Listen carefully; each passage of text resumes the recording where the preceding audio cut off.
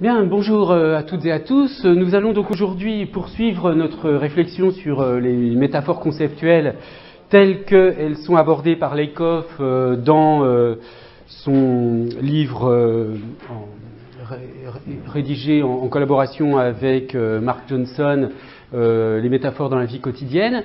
Je vous rappelle que nous avions commencé à travailler, à réfléchir sur cette métaphore de l'amour est un voyage ou une destination, enfin bref, love is a journey, et que cette métaphore était prise comme une sorte de point de départ, un exemple permettant de mettre en place la théorie.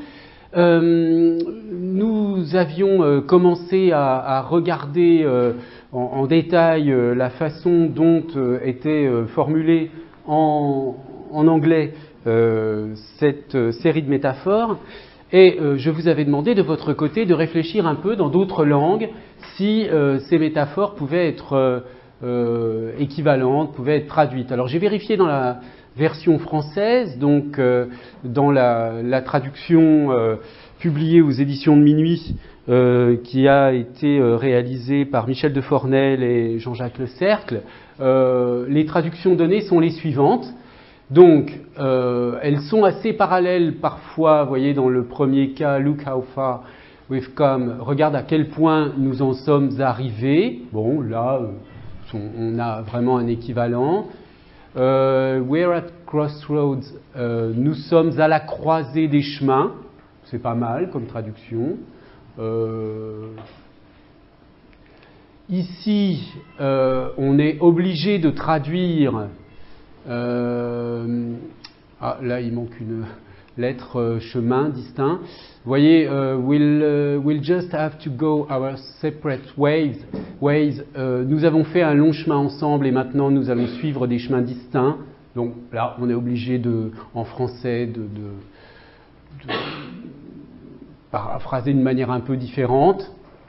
Nous ne pouvons plus revenir en arrière, ça marche assez bien. Cette relation ne mène nulle part. Où en sommes-nous? We're stuck.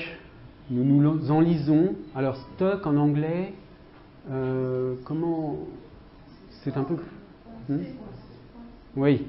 Donc là, il y a une adaptation, puisque le sens de stuck est peut-être un peu différent quand même de s'enliser.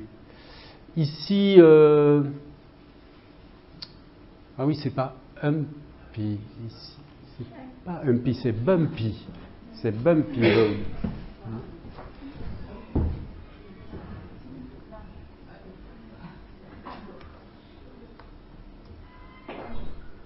Du coup, je vais corriger ici. Donc, bumpy road, ici, tortueuse. Bumpy, c'est pas tortueux, c'est une route un peu chaotique, je dirais plutôt. Bon, alors, il y a eu une petite adaptation, mais ça, vous remarquerez que ça ne change rien au principe de la métaphore conceptuelle, c'est toujours une route. Bon, voilà, notre amour est dans une impasse. Alors, ça, c'était la métaphore de début. Aujourd'hui, du coup, j'ai pensé à prendre un stylo Velleda, donc pour vous montrer ce que je vous disais, il y a deux visualisations possibles de cette métaphore conceptuelle, enfin tout au moins de cette formulation, notre amour est dans une impasse. C'est que soit l'amour est représenté comme un chemin unique et qui aboutit à une impasse, auquel cas tout est terminé, ou alors il faut revenir en arrière. Enfin, en tout cas, cette visualisation-là, elle plaide en faveur de la séparation du couple, etc. Alors que on peut imaginer très bien une situation où il y a un chemin mais multiple avec certaines routes qui sont des impasses, vous voyez, comme ici. Et si on a cette vision-là de la vie amoureuse ou de l'amour, eh bien, on peut très bien imaginer qu'il y a une impasse à un endroit et qu'en allant un peu en arrière, on peut repartir sur une autre voie qui ne mènera pas forcément à une impasse. Mais cette distinction, elle n'est pas prise en compte par Lakoff, mais elle pourrait enrichir cette métaphore. Cette relation tourne-à-vide, alors là aussi, on n'a pas une traduction, une possibilité de traduction suffisamment littérale de spinning our wheels. On the rocks passe un mauvais cap, voilà, là aussi, on est obligé d'adapter. Bon, bref. Qu'en est-il donc dans d'autres langues? Alors, par exemple, pour les étudiants chinois, est-ce que love is a journey? Est-ce qu'il y a est-ce qu'il y a des expressions en chinois qui peuvent être des équivalents si vous deviez traduire tout ça en chinois? Est-ce que c'est possible? Est-ce qu'il y a des cas où ça n'est pas possible et pourquoi?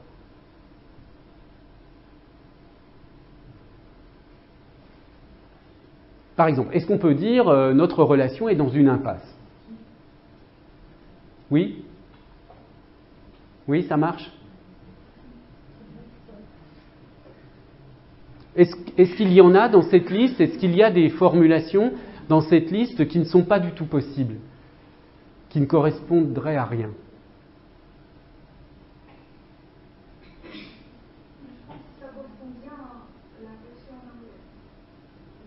Oui, ça correspond mieux à...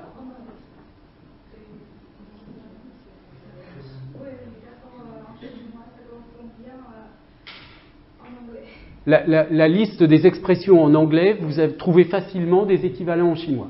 D'accord. Hein? Mieux qu'en français. Pourtant, c'est assez parallèle. Hein. Je veux dire, à part quelques cas... Qu'est-ce qui vous gêne en français? Ce serait lesquels, par exemple, pour la traduction en chinois, ou pour l'adaptation? Ah, tourne-à-vide. Oui. Tourne-à-vide, alors elle est où? C'est... Ah oui. Cette relation tourne à vide. En revanche, spinning our wheels, les roues qui tournent comme ça, c'est... Non, il n'y a pas vraiment d'équivalent. D'accord. Bon, cela dit, alors est-ce qu'il y a des étudiants qui maîtrisent bien une autre langue étrangère que le français, le chinois, l'anglais? Oui. Oui, en italien, il y a plus ou moins le même. Oui. Sauf tourner à vide, là aussi, il y a une difficulté. Hein? On dit quand la relation est terminée. Oui. Quand en italien on mange leurs fruits, on finit le repas. Alors on dit qu'on est à leurs fruits. Ah, on en est aux fruits. D'accord, pour dire que c'est... D'accord, d'accord. Donc là, c'est la métaphore, ce serait la métaphore de l'amour est un repas. Hein? Donc le voyage... Non, mais pourquoi pas?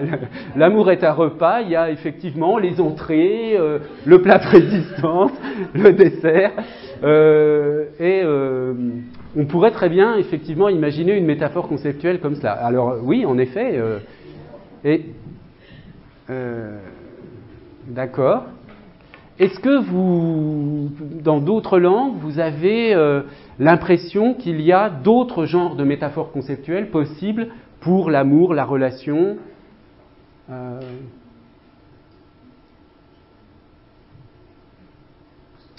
L'amour pourrait être un voyage, un repas.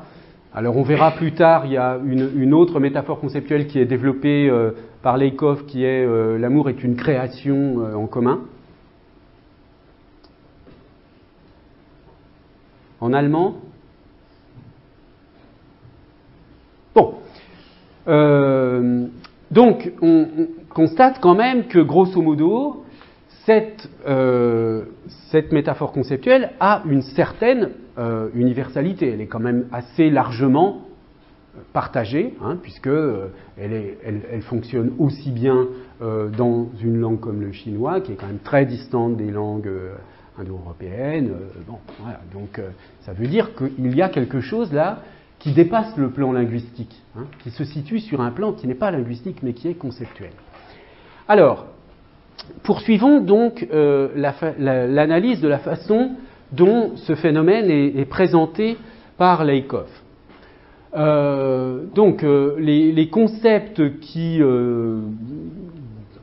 dirigent notre pensée ne sont pas seulement des affaires purement intellectuelles, c'est-à-dire ce ne sont pas seulement des questions sur lesquelles il faut se pencher, réfléchir, mais elles concernent aussi, ou elles gouvernent notre fonctionnement quotidien de tous les jours, jusqu'aux plus infimes détails, aux plus détails les plus communs, quotidiens, courants. Nos structures, nos concepts structurent ce que nous percevons, comment nous nous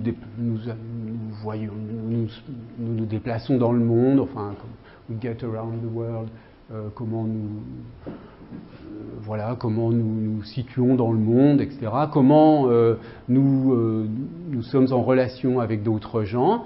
Notre système conceptuel joue par conséquent un rôle central dans la façon de définir nos réalités quotidiennes. Si nous avons raison en suggérant que notre système conceptuel est largement métaphorique, alors la façon dont nous pensons, ce dont nous avons l'expérience et ce que nous faisons chaque jour est vraiment une affaire de métaphore. Alors, ce que je trouve assez frappant dans ce passage, c'est que là, on a l'impression que Lakoff nous dit, oui, du coup, si j'ai raison, cette problématique de la métaphore, qui n'est du coup pas juste une affaire de poétique, de rhétorique, mais qui est vraiment une affaire de fonctionnement ordinaire et quotidien de notre système conceptuel, c'est un paramètre primordial, central, essentiel de notre vie conceptuelle. Or, si j'ose dire, il nous avait déjà fait le coup avec la catégorisation. Rappelez-vous cette citation où il disait comprendre comment nous catégorisons est central dans notre façon de comprendre ce que nous pensons, comment nous fonctionnons, et devient central pour savoir ce qui nous rend humains. Donc on a l'impression, et c'est une impression qui en fait, me semble assez révélatrice de la façon dont évoluent les linguistiques cognitives, que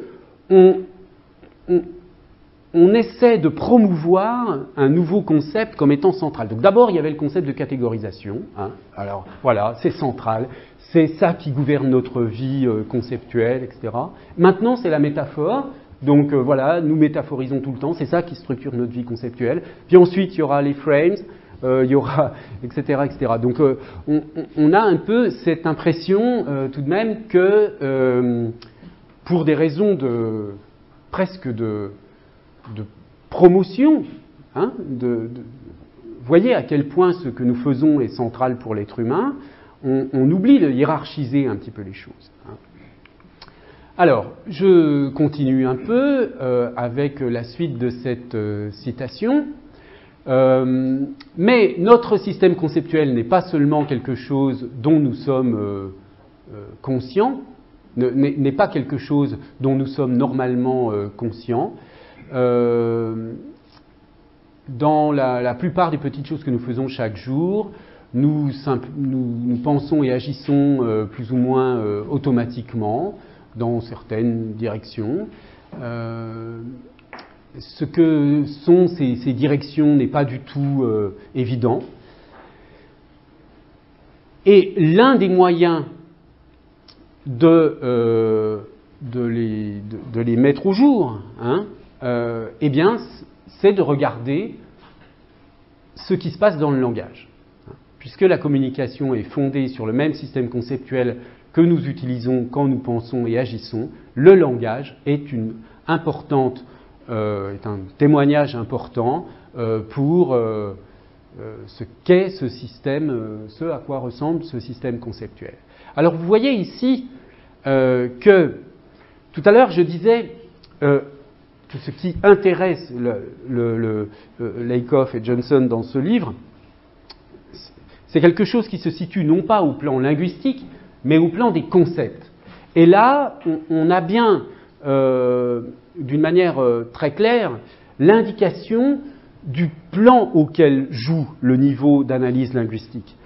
Le niveau d'analyse linguistique, il sert comme fenêtre sur la vie conceptuelle, d'une certaine façon. Hein.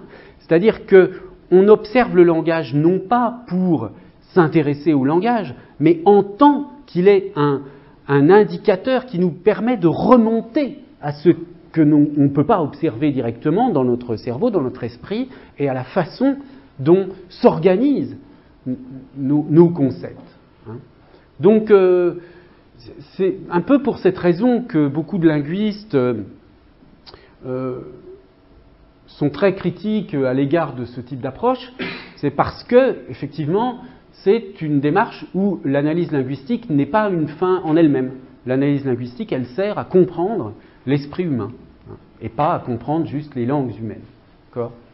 Et ça, effectivement, c'est un point de vue un peu différent, hein, des points de vue, disons, grosso modo structuralistes, qui servent qui ont pour objectif de décrire les langues, de décrire le fonctionnement des textes, etc. Là, il y a une certaine instrumentalisation de l'analyse linguistique qui sert à autre chose. Alors, un deuxième exemple qui est donné par Lakoff et qui est approfondi aussi, c'est la discussion « c'est la guerre ». Argument is war. Alors, vous voyez une liste d'expressions qui renvoient à la même idée. Donc là, j'ai donné les traductions françaises. Donc, si vous voulez, je commenterai les traductions françaises, mais vous pouvez comparer facilement. Grosso modo, ça fonctionne assez bien, à part quelques exemples. Vos affirmations sont indéfendables. Il a attaqué chaque point faible de mon argumentation. Alors, attaquer chaque point faible. Ces critiques visaient droit au but. Bon, on aurait pu... là, j'ai bien repris les italiques qui sont donnés par Lakoff et Johnson et qui sont repris dans la traduction française. Ici, il faudrait mettre visé aussi en italique, ce qui n'est pas dans l'édition. J'ai démoli son argumentation. Je n'ai jamais gagné sur un point avec lui. Alors ça, c'est quand même une assez mauvaise traduction, je trouve, de I've never won an argument with him. Tu n'es pas d'accord. Ah oui, j'ai oublié le N apostrophe là. Tu n'es pas d'accord, alors défends-toi. Si tu utilises cette stratégie, il va t'écraser. Les arguments qu'il m'a opposés ont tous fait mouche. Bien. Alors, juste, je vais corriger. Hein.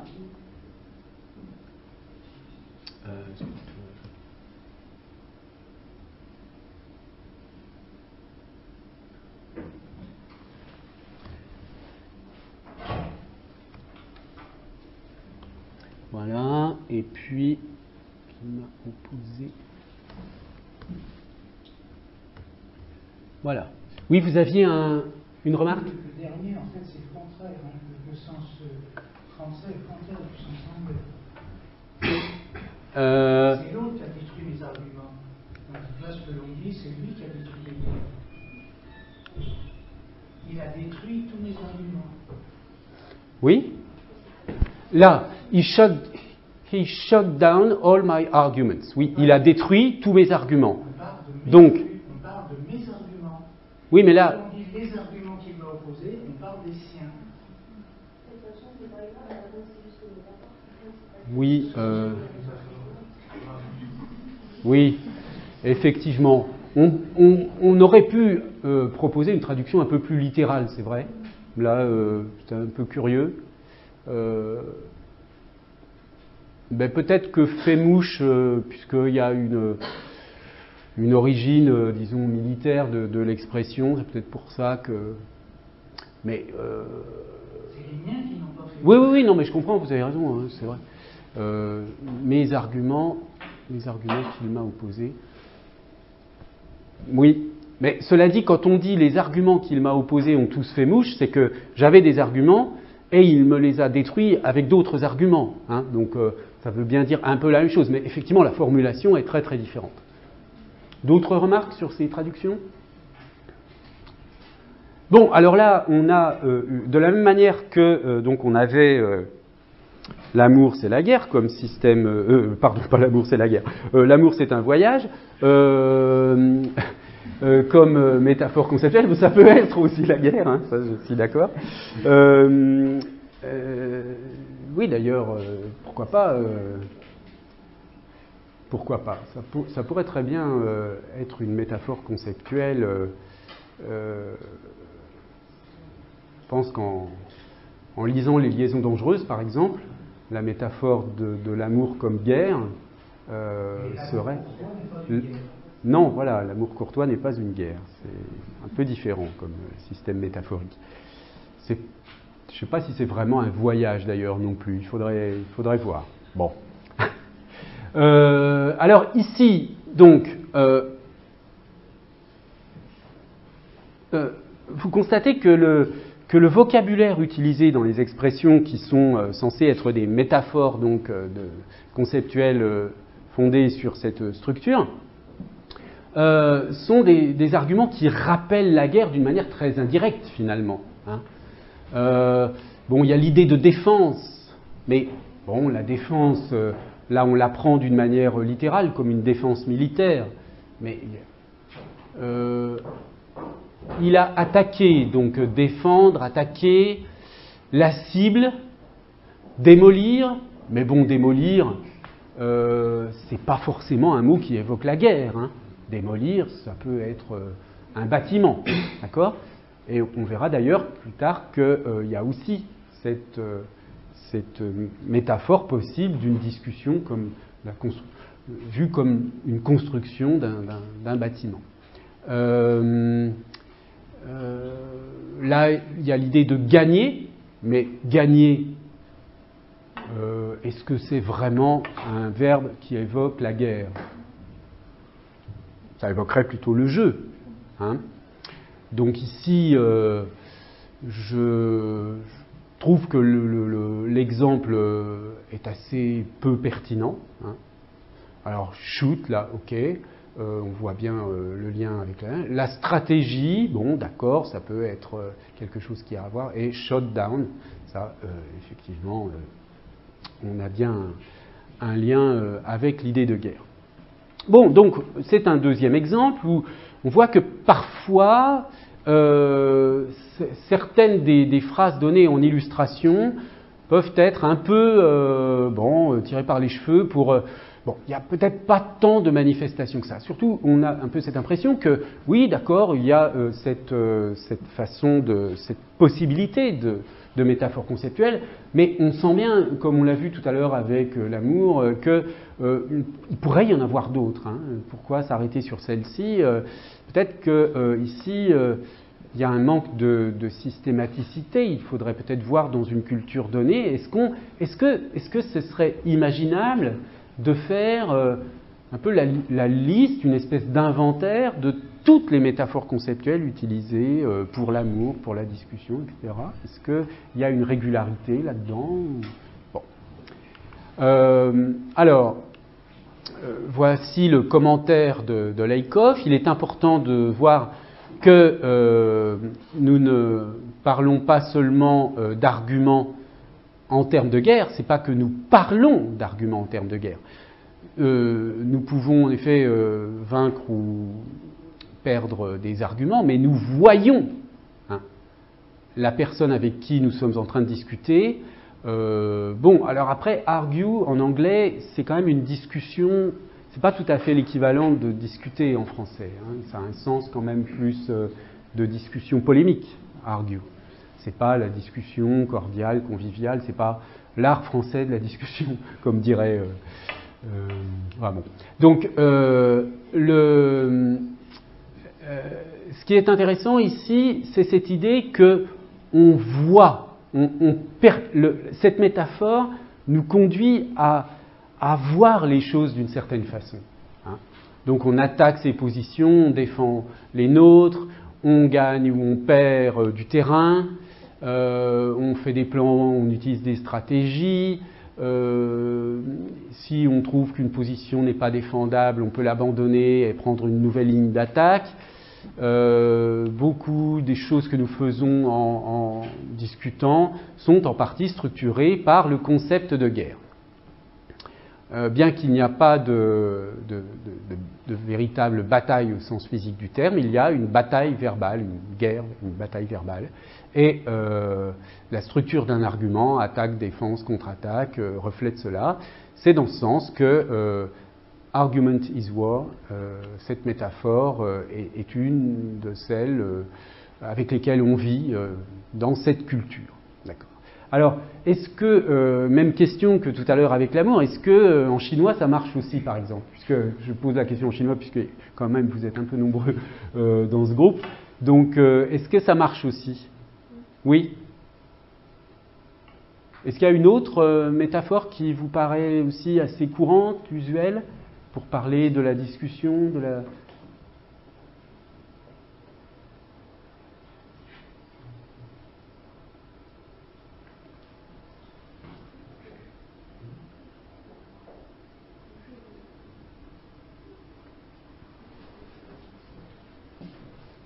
Non? Bon. Alors, je poursuis. Pour faire percevoir donc à son lecteur que cette question de métaphore conceptuelle est une question de perception de notions, Lakoff nous dit, imaginons, donc là je résume, hein, imaginons une culture où une discussion soit vue comme une danse et non pas comme une guerre. Hein. Donc, au lieu de... On parlerait ensemble comme on danse ensemble. C'est-à-dire qu'on ferait l'un, comme on dit, mènerait la discussion, l'un mènerait la danse, enfin, comme on dit plutôt, on mène une danse, l'un mènerait la discussion, on essaierait de faire ensemble des chorégraphies verbales, etc., etc. Bon. Alors, ce qu'il dit, c'est que, en effet, on pourrait très bien, peut-être que ça existe, là c'est une hypothèse complètement fictive, mais la question c'est, si une culture voyait la discussion de cette façon-là, eh bien nous aurions probablement l'impression qu'ils ne sont pas en train de discuter, ils sont en train de faire autre chose.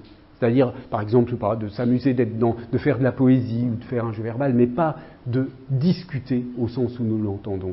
Alors c'est intéressant cette hypothèse fictionnelle, parce que ça nous montre bien à quel point Lakoff tient à nous faire sentir que tout cela est vraiment une question de représentation, et que ce que nous prenons pour de la réalité, c'est-à-dire ce qu'est réellement pour nous une discussion, est structuré par la métaphore conceptuelle de la discussion, c'est la guerre.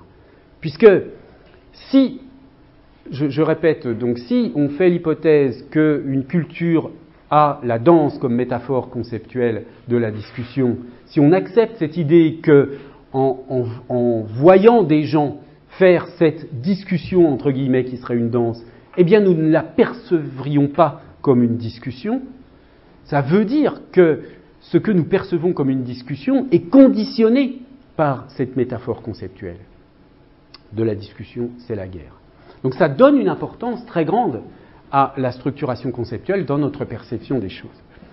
Alors, là il y a une citation assez célèbre hein, qui est donc importante puisque ça donne l'essence de la métaphore.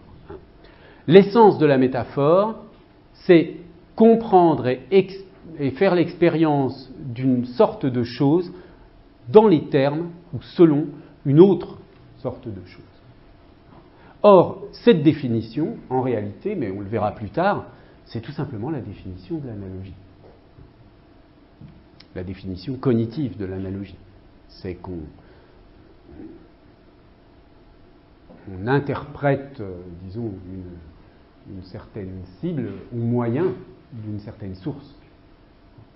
Bon, mais ça j'y reviendrai plus tard puisqu'on verra comment la linguistique cognitive traite de la question de l'analogie. Donc,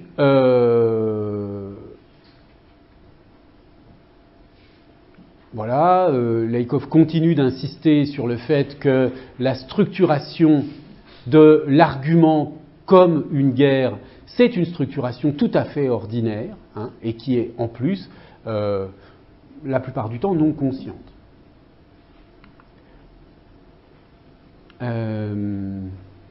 Ah oui, d'accord. En fait, quand j'ai écrit en français, ça m'a fait de la correction automatique en anglais. Donc, je commente aussi cette citation. La chose la plus importante, le propos le plus important que nous avons fait jusqu'à présent, c'est que les métaphores ne sont pas seulement une affaire de langage, c'est-à-dire de simples mots. Nous considérons qu'au contraire, la pensée humaine, les processus de la pensée humaine sont largement métaphoriques. Alors, je vous rappelle, hein, dans le commentaire que j'avais fait précédemment sur la question de la catégorisation, c'était la pensée humaine, c'est largement une affaire de catégorisation. Donc, le problème un peu, et ça c'est quand même, je trouve un peu une lacune quand même de la linguistique cognitive, c'est qu'elle n'articule pas les concepts les uns avec les autres. Hein. Il faudrait articuler le concept de catégorisation avec celui de métaphore conceptuelle, etc., et avec celui d'analogie et tout ça. C'est ce que nous voulons signifier lorsque nous disons que le système conceptuel humain est structuré métaphoriquement et structuré et défini métaphoriquement. Les métaphores comme expression linguistique sont possibles précisément à cause du fait qu'il y a des métaphores, parce qu'il y a des métaphores dans le système conceptuel des personnes. Donc, encore une fois, hein, le langage est juste un reflet, ce sont les traces, hein, des métaphores conceptuelles. Par conséquent, lorsque dans ce livre nous parlerons de métaphores comme l'argument c'est la guerre, la discussion c'est la guerre, pardon, il faut comprendre que métaphore signifie concept métaphorique. Donc, en réalité, dans un certain nombre de critiques qui ont été faites en Europe en particulier, du côté des linguistes, de l'approche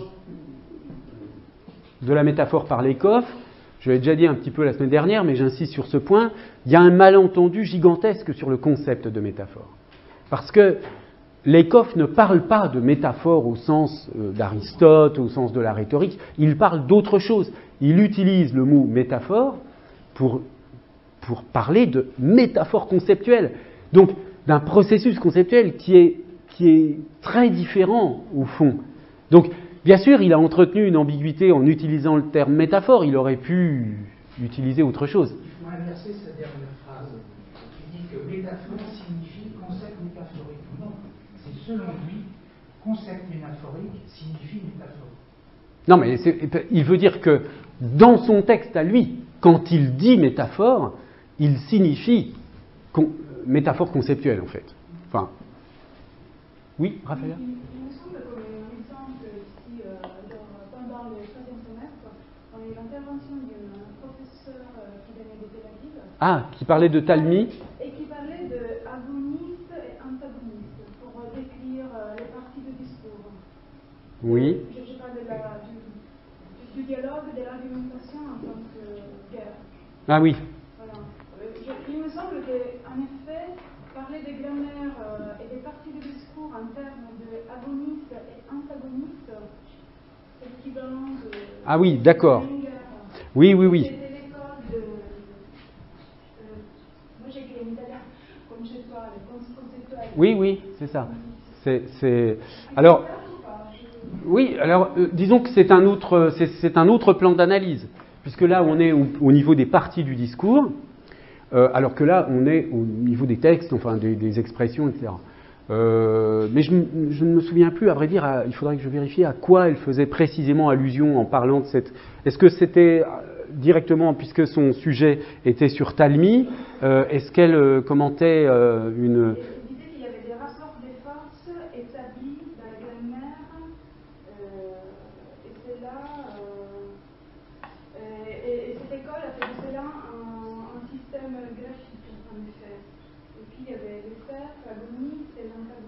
D'accord. Bon, écoutez, oui. Oui.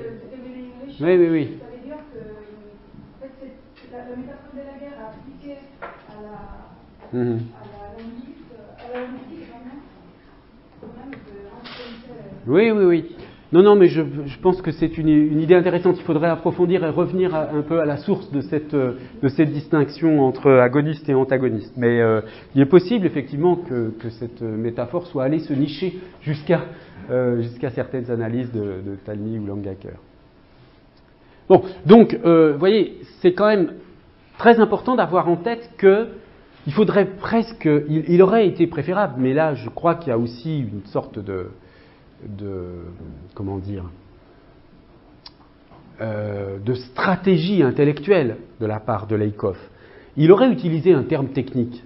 Je ne sais pas moi, il aurait parlé de transfert conceptuel.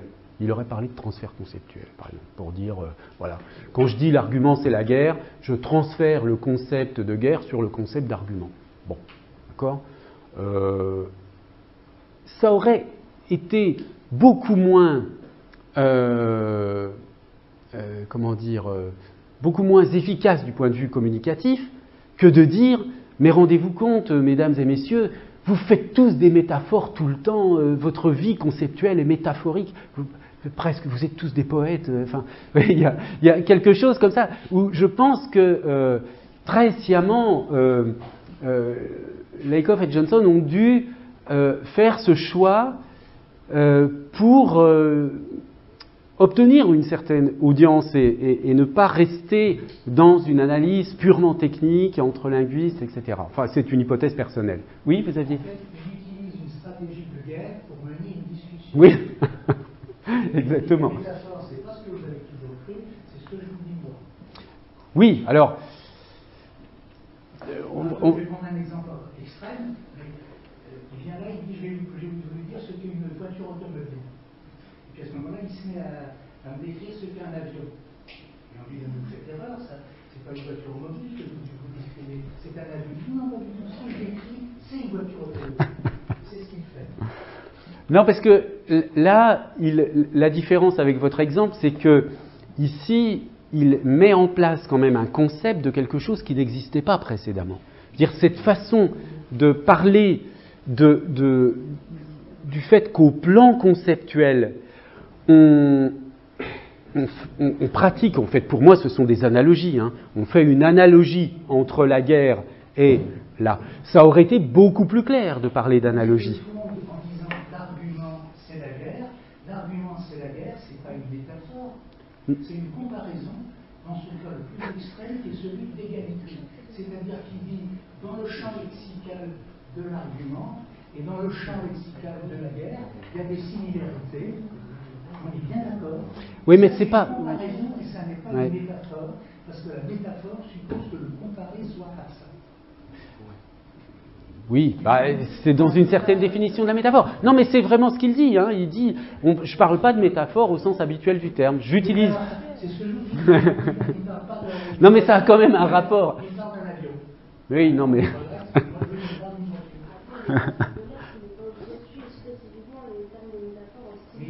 Non, mais il y a un lien quand même.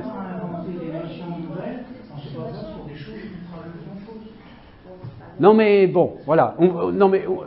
On a bien compris que ça passait pas pour vous le coup de la métaphore conceptuelle. Donc, bon, cela dit, maintenant, ça fait partie du patrimoine commun des études linguistiques. Depuis 20 ans, tout le monde parle de métaphore conceptuelle. On est obligé. Mais moi, je trouve qu'il est préférable de parler, effectivement, de métaphore conceptuelle comme une expression figée. Au fond, voilà. Je suis d'accord. Hein? Mais la métaphore conceptuelle, c'est une sous-partie de la métaphore. Et ça ne peut pas s'expliquer. C'est pas sur le même plan. C'est pas sur le même plan. La métaphore, au sens habituel du terme, c'est un processus linguistique. C'est une description d'un phénomène linguistique. Oui, exactement. Il y a ce qui est catégorisé au plan linguistique, la métaphore au sens rhétorique habituel, etc. Et puis au plan conceptuel, on utilise métaphore, mais c'est l'équivalent conceptuel de la métaphore linguistique, si vous voulez. Hein. On pourrait le dire comme ça. Vous aviez une remarque ? Juste une remarque. Je pense que la terminologie en chinois est assez claire. Pour distinguer la métaphore rhétorique et la métaphore conceptuelle. Parce que quand il s'agit de la métaphore conceptuelle, on va traduire comme yin. C'est comme une métaphore cachée. D'accord. Inconsciente. Ouais. Mais quand il s'agit de la métaphore rhétorique, on va la confronter avec la raison. la comparaison, c'est comme une sorte de comparaison claire, et la métaphore, c'est comme une sorte de comparaison sombre. D'accord.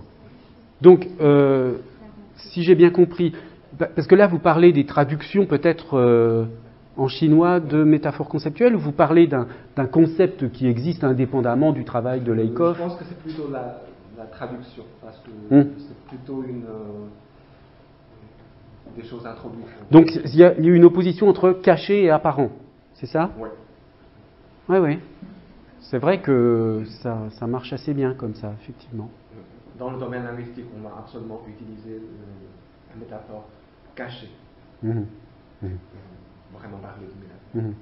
Oui, en français, il faudrait du coup maintenant parler de métaphore conceptuelle et de métaphore linguistique, de métaphores telles qu'elles se manifestent dans le langage. Voilà. Alors, un dernier exemple, time is money. Alors là, vous voyez, il y a quand même un grand nombre de cas, un très grand nombre d'exemples. Vous gâchez votre temps, voilà. Alors, est-ce qu'on gâche waste? Est-ce que c'est vraiment un verbe qui ne s'applique qu'à l'argent? C'est peut-être, je ne sais pas, wasting. Voilà, ce gadget va vous faire gagner des heures. Enfin, je n'ai pas de temps à vous donner. Comment avez-vous dépensé votre temps? Spend your time, là, effectivement. Oui, mais spend, ça veut bien dire dépenser. Donc là, ça, c'est quand même très clair comme métaphore conceptuelle. Ce pneu crevé m'a coûté 1 heure. Alors là, j'ai pas mis toutes les traductions françaises parce qu'elles sont assez faciles, sauf ici, ils traduisent j'y ai mis beaucoup de temps.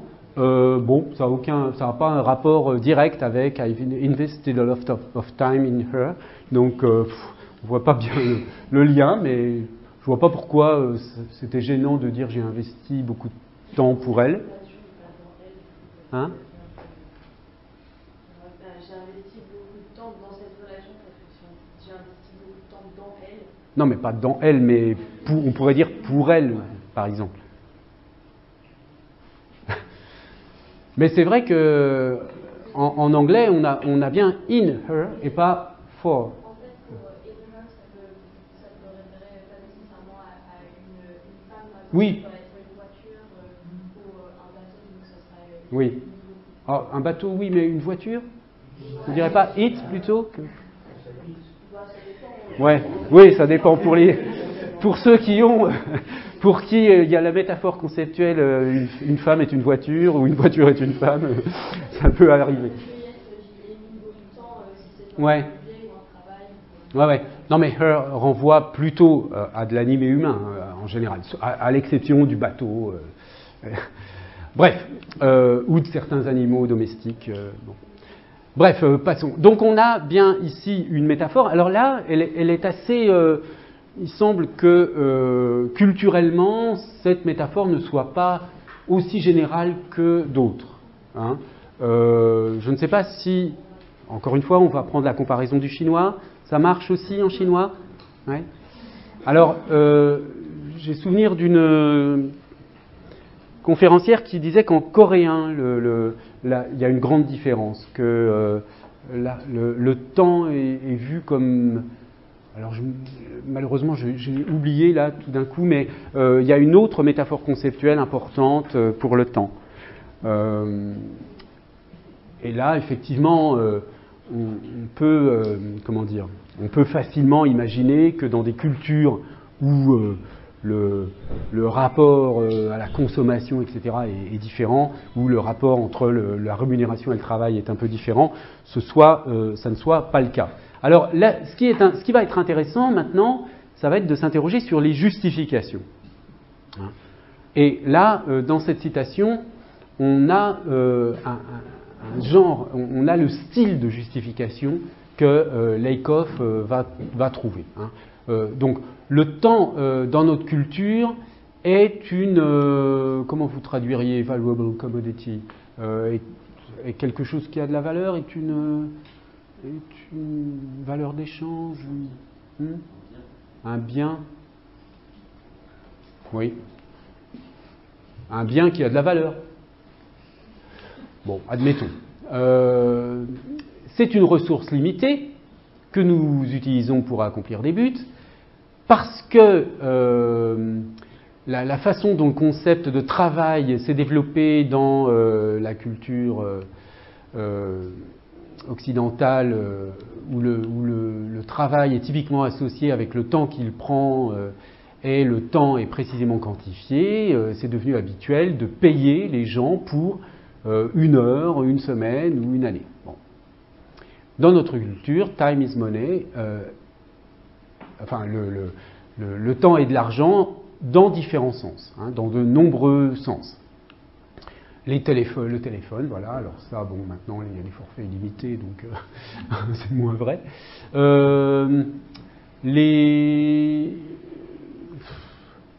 Les salaires, le fait d'être payé à l'heure, hein, c'est ça?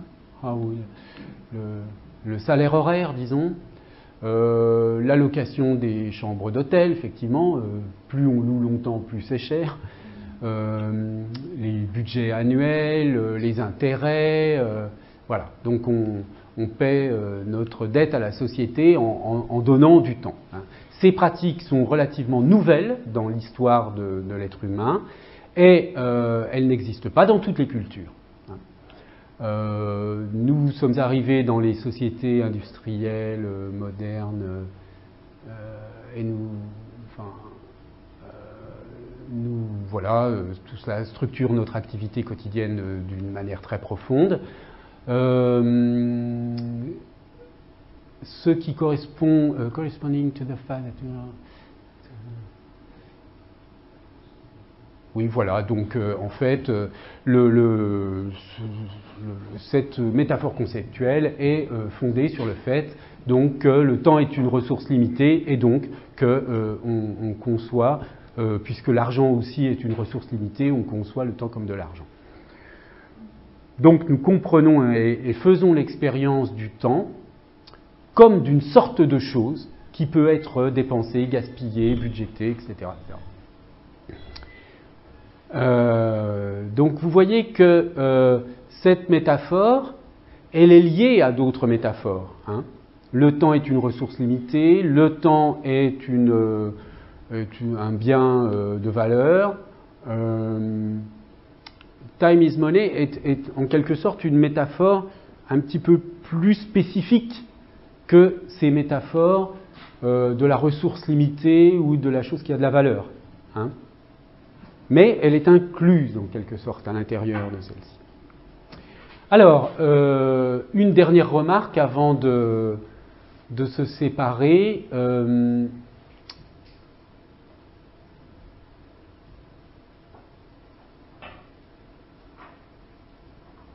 Oui, c'était simplement pour dire que la liste donc de ces la liste de ces expressions correspondant à cette métaphore conceptuelle. Donc, vous voyez que là, il se justifie dans le lien qu'il fait entre les espèces de libertés qu'il prend pour identifier ces expressions linguistiques et les rattacher à ces métaphores conceptuelles. Donc, ça veut dire que pour dire qu'une expression renvoie bien à cette métaphore conceptuelle « time is money », on se base sur un certain nombre de mots qui renvoient vraiment à l'argent, hein, on a vu par exemple tout à l'heure « spend », mais d'autres qui renvoient simplement à la notion de ressources limitées, et d'autres encore à la notion de chose qui a une certaine valeur. Donc, ça ne veut pas dire qu'il y a trois métaphores conceptuelles différentes, mais bien sûr que, en fait, quand on utilise, je ne sais pas, run out of, ou bien use, use up, etc., ça s'applique aussi bien à de l'argent, mais ça a une valeur plus générale, hein. Donc c'est cela qui montre comment il y a une sorte d'implication dans les systèmes métaphoriques, toujours au plan conceptuel.